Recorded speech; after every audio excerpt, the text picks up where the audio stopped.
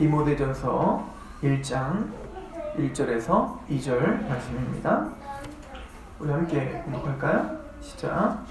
우리 구주 하나님과 우리 소망이신 그리스도 예수의 명령을 따라 그리스도 예수의 사도된 바울은 믿음 안에서 참 아들된 디모데에게 편지하노니 하나님 아버지와 그리스도 예수 우리 주께로부터 은혜와 긍휼과 평강이 내게 있을지어다.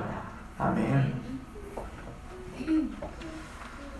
오늘부터는 디모데 전후서를 같이 상고하게 될 것입니다. 디모데는 바울의 사역에 있어서 대단히 중요한 인물 중에 한 사람입니다. 이 디모데 전후서를 언제 썼는가에 대해서는 거의 일치한 견해가 있어요.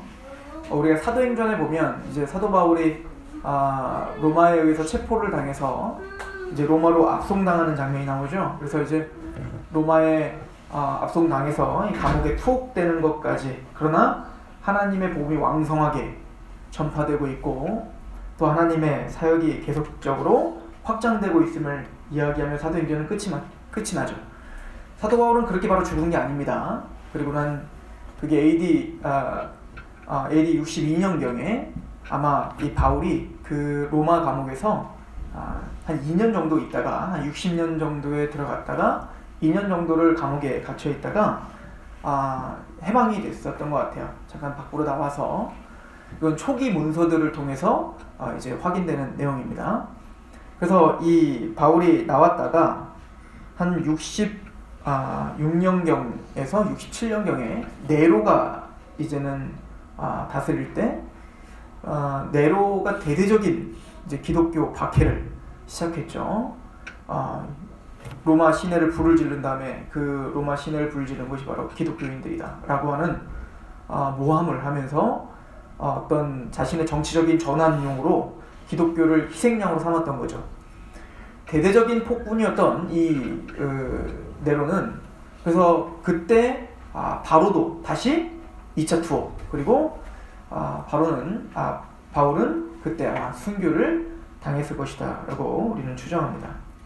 그럼 이 디모데 전서 후서는 바로 이제는 그 첫 번째 로마에서 투옥된 이후, 그러니까 62년 이후에서 다시 로마에 2차 투옥되기 전, 그러니까 그 사이 한 62년경에서 65년 그 사이에 60년대 중반경에 이 디모데 전서를 썼을 것이다 라고 우리는 봅니다.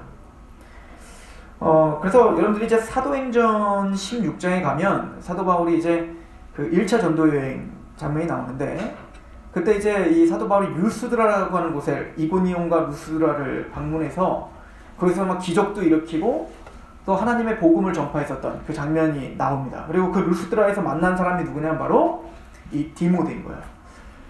디모데를 처음 만났을 때 디모데는 이미 아마 기독교인이었었던 것 같습니다. 우리 사도행전 16장을 한번 잠깐 가보시면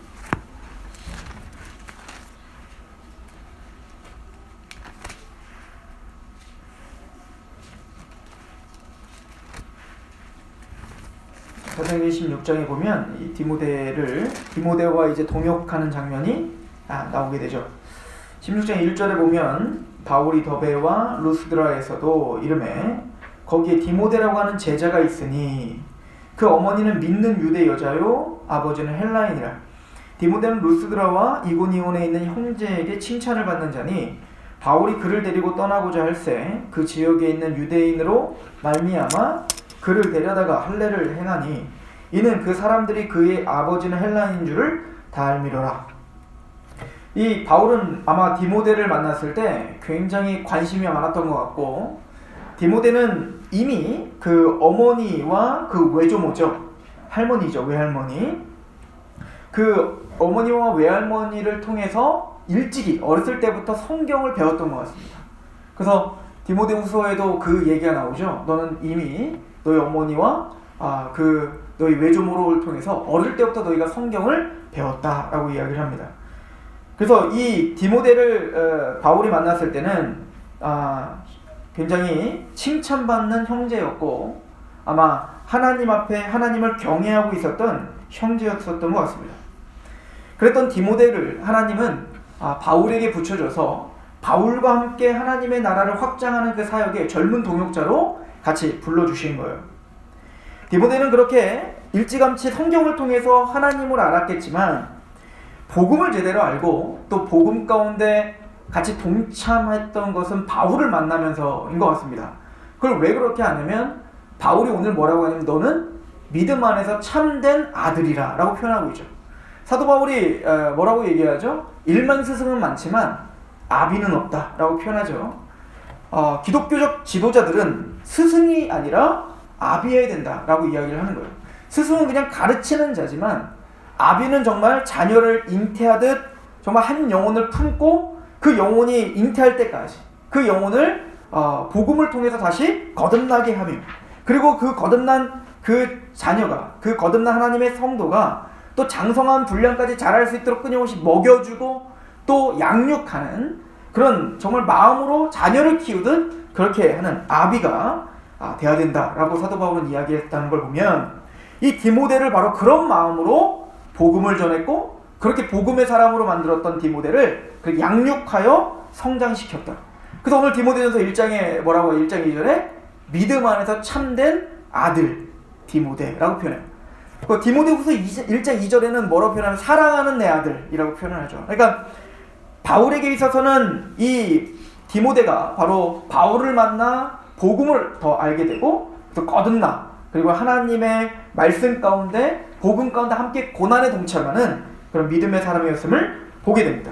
근데 재밌는 것은 이 디모데가 바울의 무엇을 통해서 그러면 그렇게 도전을 받았을까? 어떤 마음이 그렇게 뒤집혀서 바울을 따라다닐 생각을 했을까? 하는 것을 보는 거예요. 바울이 예수님을 믿었기 때문에 그 믿음의 삶이 화려하고 그 믿음의 삶이 멋져 보이고 그 믿음의 삶이 참 평안해 보여서 디모데가 그 바울을 쫓아다녔겠어요? 우리 사도행전 14장을 가보세요.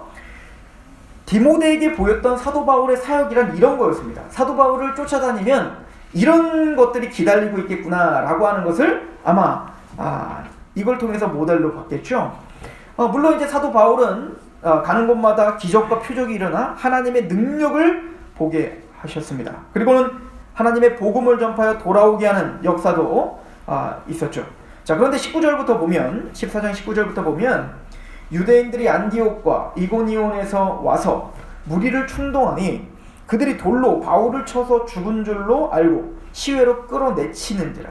제자들이 둘러섰을 때에 바울이 일어나 그 성에 들어갔다가 이튿날 바나바와 함께 더베로 가서 복음을 그 성에서 전하여 많은 사람을 제자로 삼고 루스드라와 이고니온과 안디옥으로 돌아가서 제자들의 마음을 굳게 하여 이 믿음에 머물러 있으라 권하고 또 우리가 하나님의 나라에 들어가려면 많은 환난을 겪어야 할 것이라고 하고 각 교회에서 장로들을 택하여 금식기도하며 그들이 믿는 주께 그를 위탁했다라고 표현하죠.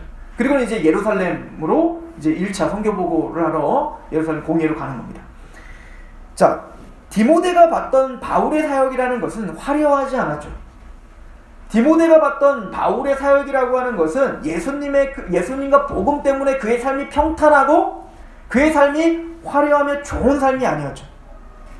디모데가 봤던 바울의 삶은 복음 때문에 사람들이 날마다 그를 핍박하고 조롱하고 돌을 던져 죽을 뻔한 삶이었죠.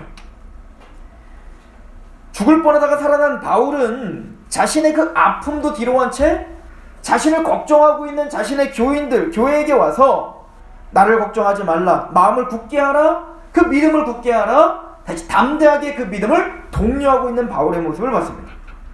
디모데는 어떻게 생각이 됐을까요? 내가 믿고 있는 복음이 도대체 무엇인가 라고 하는 물음을 갖지 않았을까요? 도대체 복음이 뭘까? 예수님께서 너는 나를 따라오려거든 자기 십자가를 지고 따라오라 라고 하셨던 그 말씀, 내가 그렇게 성경을 통해서 또 사도들을 통해서 배웠던 그 말씀의 의미가 무엇인지 바울을 통해서 직접 목도하지 않았겠습니까? 디모데가 택한 길은 그렇게 좋은 길이 아니었어요. 디모데가 택한 길은 넓은 길도 있었지만 좁은 길로 가기로 결정한 삶이었습니다. 그리고는 시작부터 디모데는 자기의 것을 포기하며 가야 됐습니다. 바울은 디모데가 아버지는 헬라 사람, 어머니는 유대인 사람이었기 때문에 사실은 바울의 입장에서는 우리가 갈라디아서 강의 금방 끝냈잖아요. 그죠? 갈라디아서 뭐랬어요? 할례를 받아도 되고 안 받아도 돼요. 그런데 오늘 어찌 보면 아버지의 헬라인이기 때문에 이방인이기 때문에 할례를 안 받았겠죠. 또 이곳은 어떤 유대 문화권이 아니라 헬라 문화권이니까. 근데 바울은 그 디모데를 데려다가 할례를 받게 했다라고 하죠. 16장에 다시 한번 보시면 3절에 바울이 그를 데리고 떠나고자 할새 그 지역에 있는 유대인으로 말미암아 그를 데려다가 할례를 행하니 이는 그 사람들이 그의 아버지는 헬라인인 줄을 다 알미라. 그러니까 디모데가 복음을 전파하는 데 있어서 유대인들도 맞닥뜨려야 되고 또 지금 사도 바울이 디모데를 데리고 선교여행을 떠나는 걸 보면서 안 그래도 지금 뭔가 유대의 율법을 다 파기하고 다닌다라고 하는 어떤 모세 율법을 무시한다라고 하는 그런 어떤 험담을 듣고 있었던 상황에서 그래서 사도 바울은 디모데에게 할례를 베풀게 하죠. 사실은 바울도 그렇고 디모데도 그렇고 자신을 내려놓은 거예요. 유대인들을 배려해주고 있는 거죠. 유대인들을 배려하고 어쨌든 그들에게도 평안하게 복음이 오해되지 않도록 자신의 어떤 아집과 고집을 내려놓고 시작하는 이 디모데를 또 바울을 우리는 만나게 되는 거죠. 그렇게 디모데는 바울과 함께 고난받기로 결정하고 동역자가 되어 지금 떠난 상태였어요. 그리고 오늘 본문을 다시 한번 보시면 1장 3절에 보면 내가 마게도냐로 갈 때 너를 권하여 에베소에 머물라 한 것은 어떤 사람을 명하여 다른 교훈을 가르치지 말며 이렇게 말하는 거 보면 지금 사도 바울은 끊임없이 복음을 전파하러 다니고 있잖아요. 한 곳에 이렇게 지역교회에 섬기는 목회자는 아니지 않습니까?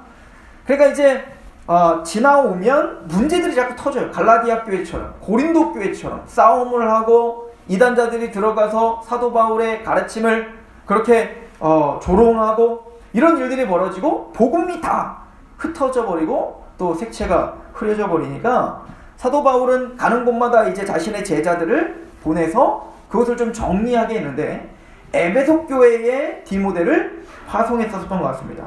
그래서 아마 이것은 지금 에베소 교회에 디모데가 있을 때 바울이 디모데에게 편지를 보냈던 것 같아요. 그럼 사도 바울이 디모데에게 왜 이 디모데 전서를 썼을까요? 그것은 이 디모데 전서의 핵심은 뭐냐면 거짓 교사입니다. 즉 이단자예요.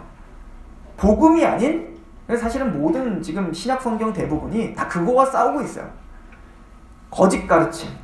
겉으로는 기독교인 척하고 겉으로는 복음인 척하고 있지만 거짓 가르침 가운데 뭔가 교회가 혼란 가운데 있는 거죠. 이 에베소 교회가 어떤 교회였죠? 사도 바울이 그렇게 3년 반이나 눈물로 가르쳤던 그 교회잖아요.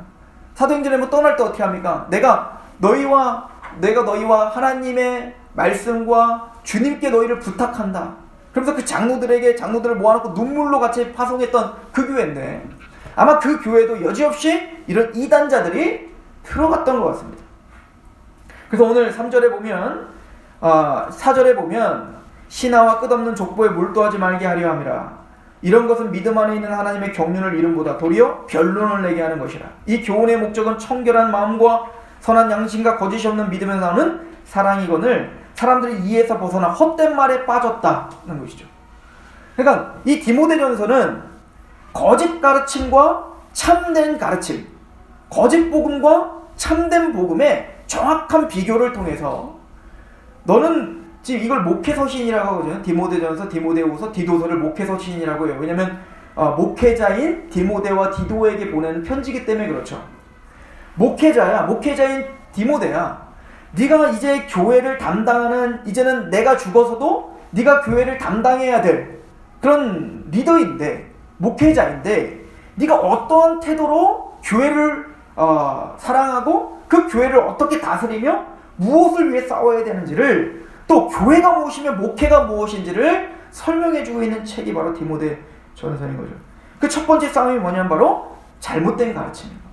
그러니까 교회에 있어서 우리가 첫 번째로 가져야 되는 건 뭐냐면 하나님의 거룩한 말씀과 하나님의 복음이 정확하게 선포되고 있는가. 이게 너무 중요하다는 것을 성경 전체에 대한 이야기를 해요. 가끔 저에게 저렇게 물어보는 사람이 있어요. 하나님이 살아계시다면 왜 이단들을 이렇게 내버려 두시는 겁니까? 라고 이야기를 하죠.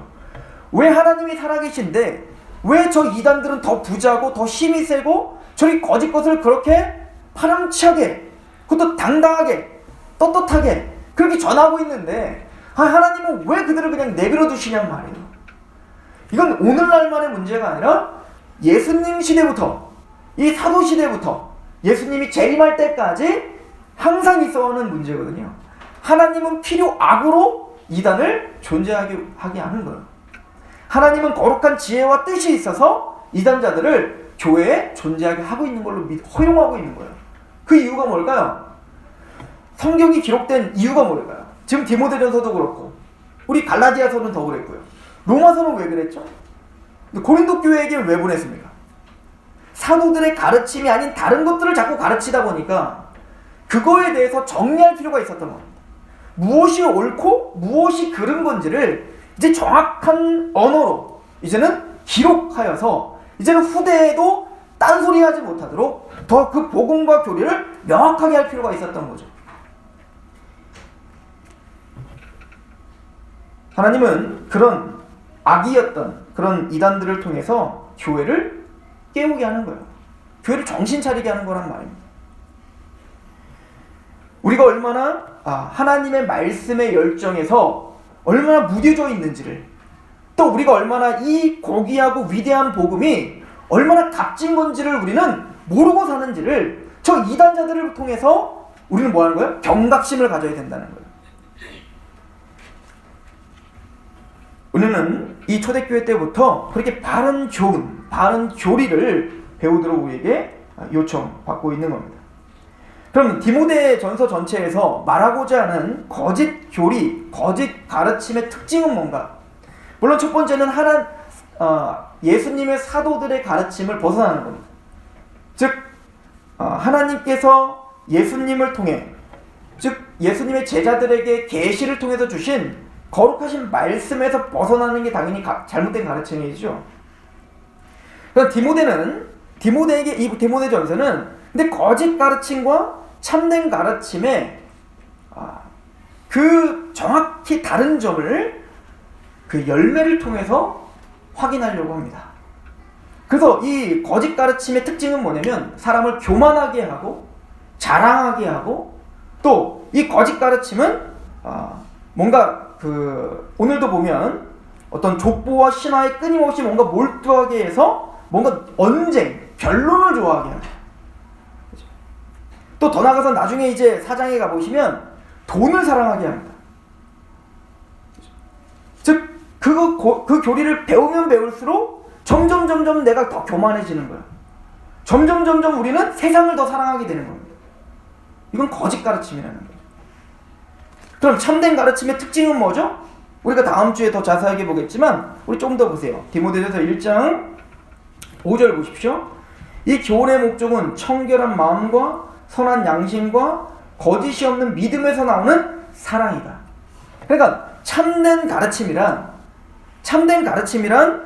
청결한 마음, 선한 양심, 거짓이 없는 믿음에서 나오는 사랑이 드러나는 걸 통해서 열매를 맺을 수밖에 없다라고 하는 것을 성경 우리에게 가르쳐주고 있죠.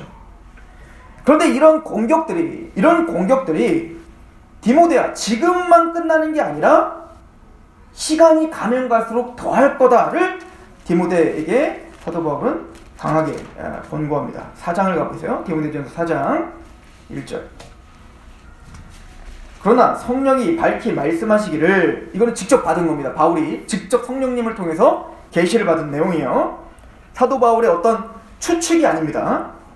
성령이 밝히 말씀하시기를 후일에 어떤 사람들이 믿음에서 떠나 미혹하는 영과 귀신의 가르침을 따르리라 하셨다.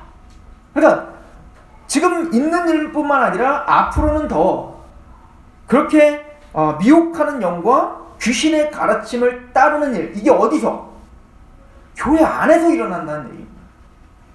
이미 그 일은 일어나고 있다라고 가르치고 있죠. 그래서 디모데전서 1장에 보면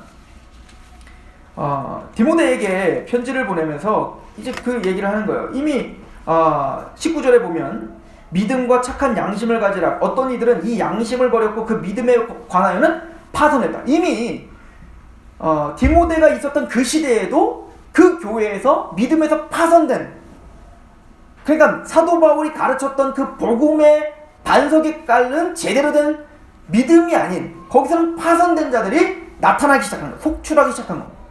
겉으로는 하나님의 백성인 척했지만 뒤를 열매를 들어보니 이제는 뭐예요? 믿음에서 파손되어 귀신의 유혹과 미혹의 영에 휩쓸려 그렇게 거짓된 열매들을 맺고 있는 자들이 있었다는 겁니다. 그리고는 그것이 뭡니까? 후일에는 그 일들이 더 있을 것이다 라고 하는 것을 예언한 것이죠.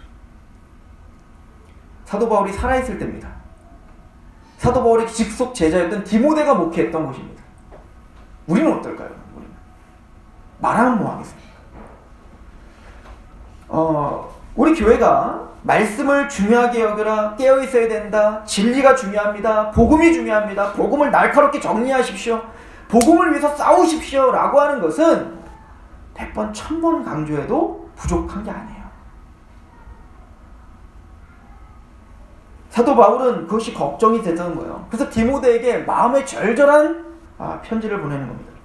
디모데전서에 보면 집사의 직분, 장로의 직분, 그 직분의 자격들에 대한 이야기가 나와요. 물론 그거는 재직들을 향한 하나님의 메시지이기도 하지만 그 직분이라는 건 뭐죠? 집사 직분과 장로 직분이라는 건 그 교회의 대표를 말하는 거거든요. 그러니까 참된 복음이 전파됐을 때 그 참된 복음을 갖고 있는 하나님의 백성들의 기준이 무엇인지, 그러니까 참된 복음을 갖고 있는 하나님의 백성들의 그 열매가 무엇인지를 사실 드러내주는 거라고요. 근데 그 장로 직분, 집사 직분의 그 자격들을 보면 어떤 종교적인 색채가 드러나 있는 게 없다고요, 여러분들. 뭐 성경을 얼마나 읽었니? 거기에 기도를 많이 하고 있는 사람, 아니면 방언하는 사람, 아니면 뭘 본 사람, 아니면 뭔가 하여튼 뭘 하는 사람을 말하지 않아요. 가정에 충실한가? 부부관계가 괜찮은가? 자녀는 어떻게 양육하는가? 그의 삶은 어떻게 살고 있는가? 이런 걸 통해서 집사 직분과 장로 직분의 자격을 이야기한단 말입니다. 그러니까 지금 사도 바울의 머릿속에 믿음과 삶이 어떻게 연결되어 있는가를 보여주고 있는 거죠. 그러니까 교회 안에서의 삶을 통해서 자격을 말하는 게 아니라 교회 안에서 하나님의 복음을 제대로 들은 하나님의 백성들이 가정과 직장과 그 삶에서 어떤 모범의 삶을 살고 있는가를 통해서 믿음의 열매를 드러내고 있다. 이게 우리가 디모데 전서를 통해서 배워야 될 아주 중요한 가치관인 겁니다. 우리가 성경을 그렇게 배웠다면 그게 말도 안 되는 이분법적인 사고를 하진 않겠죠. 교회의 일은 거룩하고 세상의 일은 형편없는 거, 뭔가 세상 일, 돈 버는 거는 나의 욕심을 위한 것이고 교회 일만은 거룩한 일, 이런 말도 안 되는 이분법이 없겠죠. 목사님은 거룩한 직분이고 내가 사장이고 내가 어떤 회사의 직원이고 내가 어떤 선생님이고 내가 학생이라고 하는 그 직분이 거룩하지 않다라고 하는 생각을 하지 않겠죠. 만인 제사장살, 사제뿐만 아니라 목사뿐만 아니라 모든 성도가 다 제사장이다. 루터가 한 얘기죠. 얘를 칼빈은 뭐라고 하죠? 직업 소명론. 목사만 소명을 받은 게 아니라 모든 사람들은 그 각자의 은사와 각자의 처소로 하나님이 불러주셨다. 아브라함 칼빈, 영역 주권, 어떤 영역이든 그 영역에서 하나님의 주권이 임한다는 걸 믿는 믿음, 이게 장로교가 추구하는 믿음, 이게 개혁주의가 추구하는 믿음이고 성경이 추구하는 믿음이죠. 사도 바울은 디모데에게 그래서 그 복음에 너희는 힘써 싸우라 라고 하는 것을 이야기하고, 그 복음 가운데 서 있는 하나님의 백성들이 어떤 걸 가지고 무엇을 무기로 싸워야 되는지를, 물론 하나님의 말씀과 정확한 복음을 날카롭게 이야기하며 타협 없이 그 거짓된 것들을 쳐내는 거죠. 그런데 그 쳐내고 거룩하게 하나님의 복음을 쫓아가는 삶이 그의 삶을 어떻게 변화시킬 수밖에 없는지, 이에 대한 이해로 우리를 초대하게 될 것입니다. 사도 바울은 디모데가 걱정이 됐습니다. 사실은 디모데는 그렇게 강인한 사람이 아닙니다. 우리랑 비슷해요. 디모데는 연약한 사람입니다. 디모데는 이때 나이도 어렸습니다. 추정컨대 10대 아니면 20대 초반이에요. 그러니까 굉장히 어린 나이인 거예요. 이제 목사의 안수를 받은 거죠. 장로회에서 목사 연수를 받았다라고 이제 사장에 기록하고 디모데후서에도 기록을 하는데, 고린도전서 16장에 보면 사도 바울이 디모데를 고린도 교회에 파송을 합니다. 그때 고린도전서가 어떤 장이에요? 막 고린도전서에 보면 막 난리 났잖아요, 그죠? 싸움 나고 거의 막 교회가 풍지박살 날 정도였단 말입니다. 서로 막 싸우는 거예요. 그러니까 사도 바울이 얼마나 화가 났으면, 너희들이 지금 행하는 일들은 세상에서도 없었던 일들을 니들이 하고 있구나라고 고린도 교회에 그렇게 막 화를 냈던 교회가 바로 그 교회죠. 근데 그 교회에 누구를 보내냐면 디모데를 보냅니다. 디모데를 보내면서 이 사도 바울이 얼마나 걱정이 됐는지 고린도전서 16장 10절에 보면, 디모데가 이르거든 너희는 조심하여 그를 두려움이 없이 너희 안에 거하게 하라. 그러니까 걱정이 되는 겁니다. 거기 갔다가 얼마나 쌈딱들이에요, 그 고린도 교회 성도들이. 그러니까 괜히 그 어린 연약한 유약한 그 디모데 갔다가 상처받을까봐 바울도 좀 겁난 겁니다. 그러니까 사도 바울이 편지를 보내면서 내가 디모데 지금 보내는데 디모데를 두렵게 하지 마라, 그렇게 경고를 하죠. 그를 멸시하지 말고 내게 오게 하라. 그를 절대 멸시하지 마라. 그러니까 디모데는 이걸 통해서 보면, 물론 고린도 교회가 너무 드센 것도 사실이지만 사도 바울이 보기엔 디모데는 여전히 뭔가 심적으로 소심한 거야. 뭔가 유약합니다. 금방 겁에 나고 금방 떨 수밖에 없어. 지금도 마찬가지야. 디모데 전서, 디모데 후서 왜 이렇게 두 개나 편지를 보낼까? 내용 전체가 뭐냐면 강해라, 담대하라, 네 연소함을 업신여기지 못하게 하라. 이게 뭔 얘기예요? 깔보지 못하게 해, 디모데야. 정신 차리고 똑바로 차리고 말씀 앞에 서서 제대로 딱 가르치고 말이야. 왜 그런 겁니까? 디모데가 걱정이 되는 거예요, 다 바울은. 또한 디모데는 정서적으로만 그렇게 두려움이 많았을 뿐만 아니라 디모데는 병이 또 있었어요. 병이 좀 이 육체적으로 좀 약했다고요. 그래서 디모데전서 5장 23절에 보면은 사도 바울이 포도주 좀 먹으라 그러잖아요. 포도주. 네 속병과 자주 나는 병으로 인하여, 자주 나는 병이니까 뭐요? 맨날 병에 시달리는 거예요. 그 자주 나는 병으로 인하여 포도주 좀 먹으라. 술 먹으라는 얘기가 아니라 그 당시에는 포도주가 만병통치약이었던 거예요. 걔네들은 약이 없었으니까 속병에 나면 좀 포도주 먹으면 나았던 겁니다. 이렇게. 그러니까 이 디모데는 육체적으로 약했던 사람이었던 것 같습니다. 병약했어요. 이런 디모데였습니다. 사실은 우리도 마찬가지죠. 사실은 디모데전서에서 지금 초반에 이야기한 것처럼 우리는 그렇게 거짓된 것과 싸워야 될 사람입니다.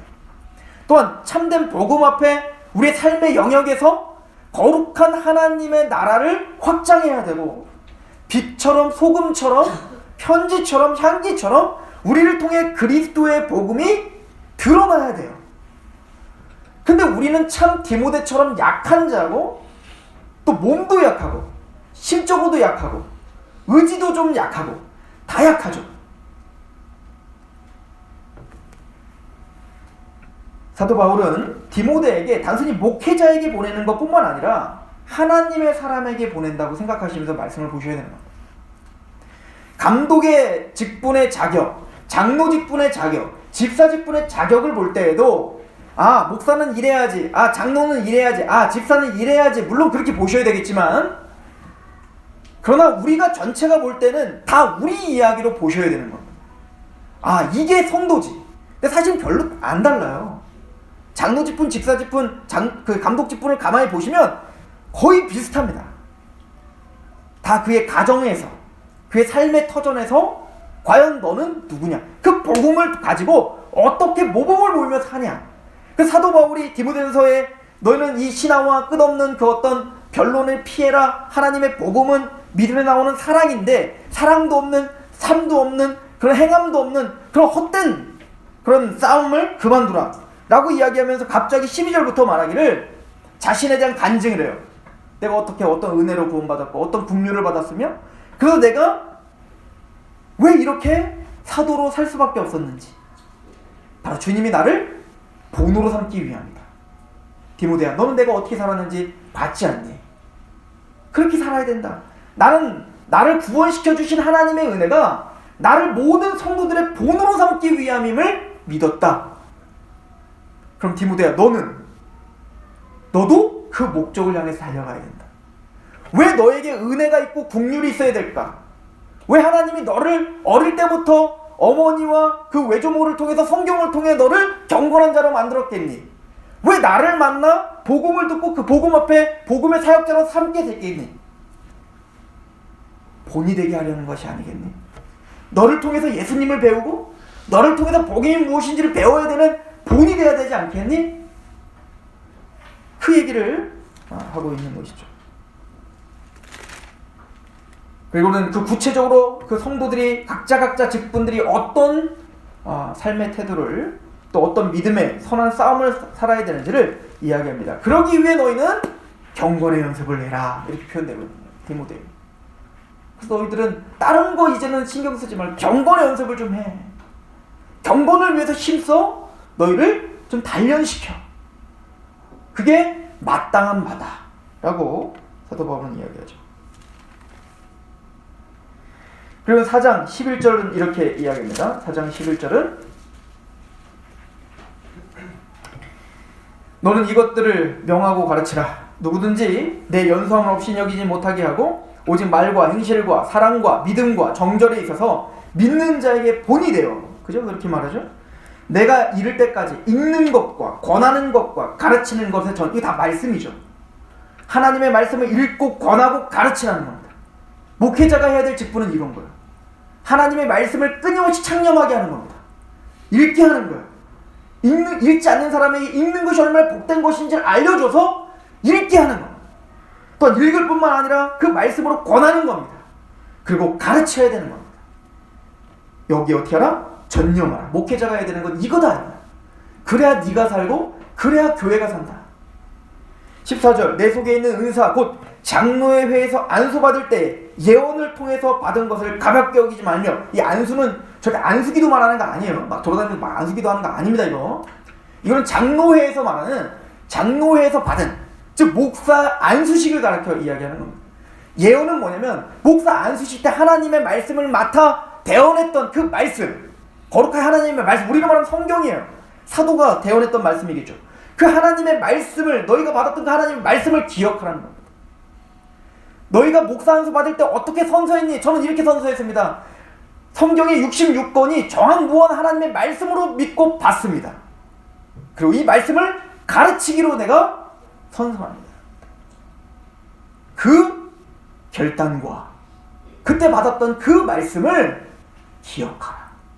네가 왜 목회자로 세워졌는지, 네가 왜 목회자의 길을 걸어야 되는지를 다시 기억하라 라고 이야기를 하죠. 그런 15절 말합니다. 이 모든 일에 전심전력하여 너의 성숙함을 모든 사람에게 나타나게 하라. 내가 내 자신과 가르침을 살펴 이 일을 계속하라. 이것을 행함으로 내 자신과 내게 듣는 자를 구원하리라. 이게 디모데가 해야 될 일이었습니다. 이거는 디모데가 해야 될 일일 뿐만 아니라 모든 목회자가 해야 될 일이며 모든 성도들이 해야 될 일인 거예요. 왜죠? 디모데는 어떤 사람인데요? 우리 4장 다시 한번 보세요.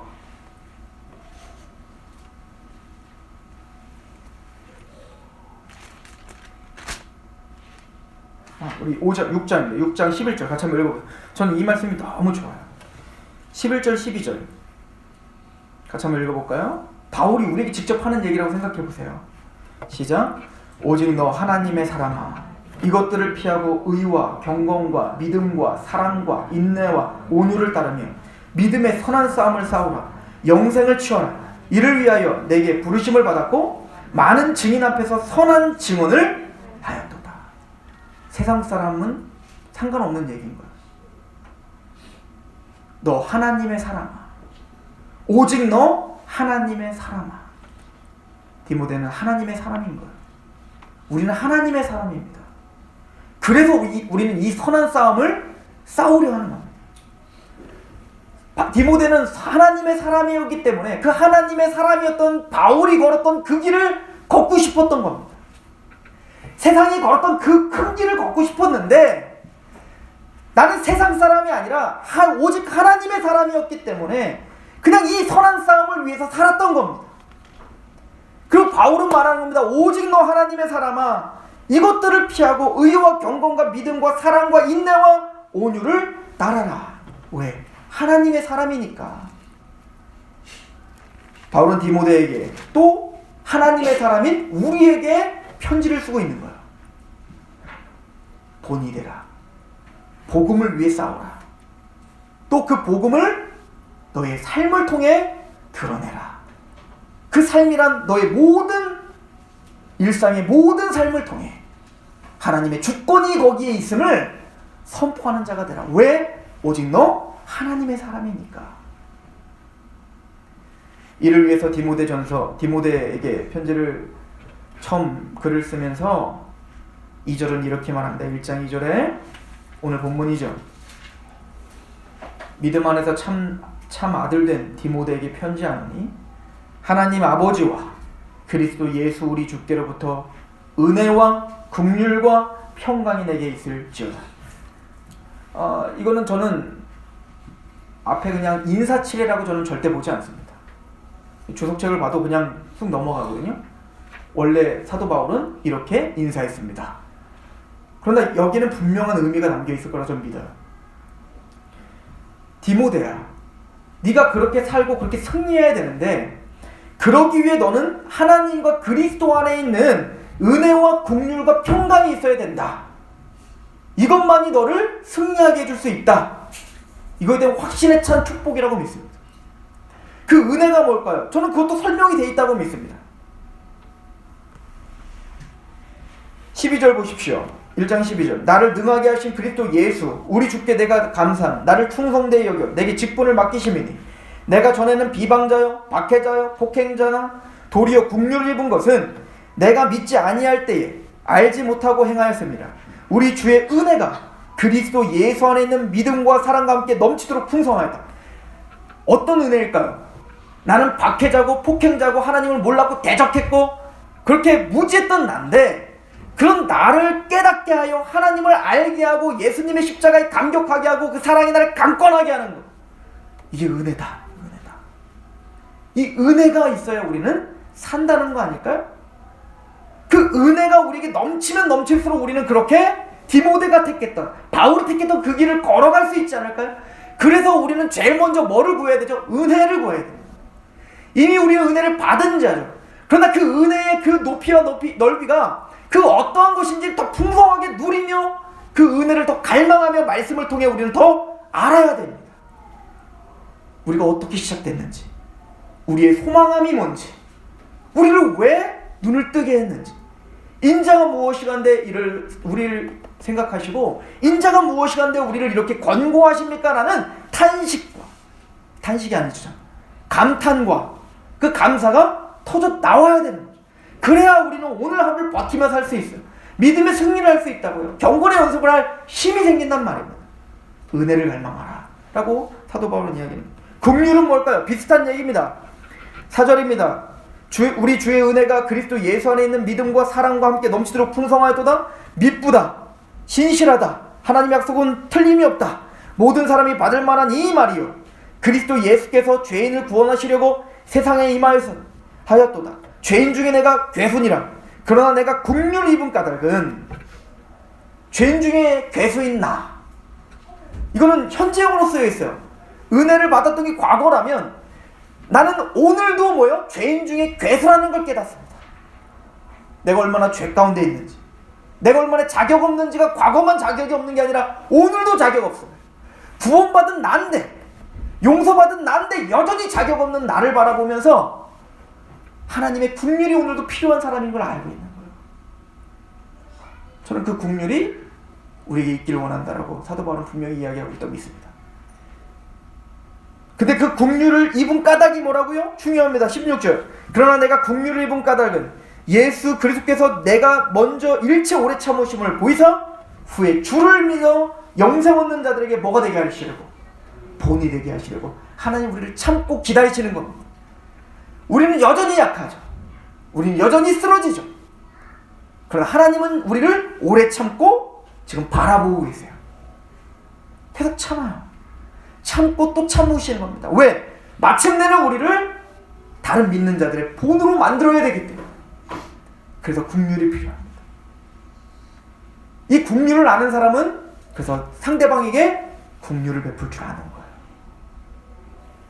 어떤 평강일까요? 물론 로마서 14장 17절에 하나님 나라는 먹는 것과 마시는 것에 있는 게 아니라 의와 평강과 실학, 즉 하나님과 바른 관계를 맺어 우리가 의롭다는 확신, 그리고는 우리가 하나님을 두려워하지 않고 하나님을 생각할 때나 화목하게 된 평강을 누리고 거기에 기쁨을 누리는 그 평강, 심적인 평강도 물론 사도 바울은 축복했겠죠. 그러나 제가 보기에는 이 문맥상 보기에는 실제적인 평안입니다. 국가가 좀 안정을 갖고 여러분들의 삶이 좀 안정적이를 바라면서 기도했던 것 같습니다. 왜일까요? 생각해 보세요. 국가가 전복돼서 만약에 이 나라가 공산화가 됐다고 해봅시다. 우리가 이렇게 모여서 말씀을 배울 수 있을까요? 우리가 편안하게 이렇게 하나님을 찬양할 수 있을까요? 우리가 이렇게 하나님을 경배할 수 있겠냔 말이죠. 가끔은 이렇게 얘기합니다. 우리는 이렇게 부유해져서 편안해져서 우리는 기독교는 타락했습니다. 그래서 다시 공산화 되자는 거예요? 다시 일제시대로 가자는 겁니까? 아니죠. 그러면 안 되는 거죠. 정신 차리고 회개해야죠. 그리고 우리는 우리의 삶을 하나님께 내어드리며 기도해야 됩니다. 그 얘기를 하고 있죠. 2장 1절. 그러므로 내가 첫째로 권하노니 굉장히 중요한 거라는 거죠. 사도 바울이 쓴 거에는 첫째가 나오면 둘째가 나올 것 같지만 둘째는 없습니다. 항상 첫째로 권하노니 모든 사람을 위하여 간구와 기도와 도구와 감사를 하되, 특히 누구를 위해 하라? 임금들과 높은 지위에 있는 모든 사람을 위하여 하라. 이는 우리가 모든 경건과 단정함으로 고요하고 평안한 생활을 하게 하려 함이라. 믿음을 위해서입니다. 여러분들 몸이 너무 아프면 신앙도 영적으로 또 침체가 와요. 재정적으로 너무 힘들면 말씀을 볼 여력이 생기질 않아요. 우리 상황이 너무 아프면 기도도 나오지 않죠. 물론 하나님 그 가운데서도 우리에게 은혜를 베풀어 주사 음침한 골짜기를 다닐지라도 해를 두려워하지 않는 하나님의 마음을 주시고 그곳에서만 우리가 성장할 수 있는 무엇인가를 주시긴 할 겁니다. 그러나 할 수 있거든. 기도하셔야 됩니다. 평안하게 하나님의 말씀 생활을 하고 주 하나님의 말씀 앞에 서고 우리 신앙이 성숙할 수 있도록 그 평안이 우리에게 있기를 기도해야 되는 것이죠. 바울은 그래서 말하는 겁니다. 하나님과 예수 우리 주께로부터 은혜와 긍휼과 평강이 내게 있을지어다. 그 은혜와 긍휼과 평강이 저와 여러분들에게 있기를 축원합니다. 기도하겠습니다. 하나님 아버지 너무나 감사합니다. 바울이 디모데에게 가슴 절절한 편지를 보내며 안타까워하고 또 사랑하는 마음으로 보내는 이 편지를 통해 주의 마음을 느끼게 하시옵소서. 우리가 왜 복음 가운데 싸우고 또 그 선한 싸움을 위하여 경건의 연습을 하며 몸을 복종시키며 그렇게 부단히도 애를 써야 되는지 그 당위성을 알게 하시고 그 복음의 위대함과 또 우리가 싸워 그렇게 보존하려고 하는 이 교회가 어떤 곳인지 또 하나님의 영광이 얼마나 위대한 것인지를 배우게 하시옵소서. 그러기 위해 우리에게 하나님과 예수께로부터 나오는 그 은혜가 있게 하시고 긍휼이 있게 하시고 그리고 평안이 있게 하옵소서. 예수님의 이름으로 감사하며 기도합니다.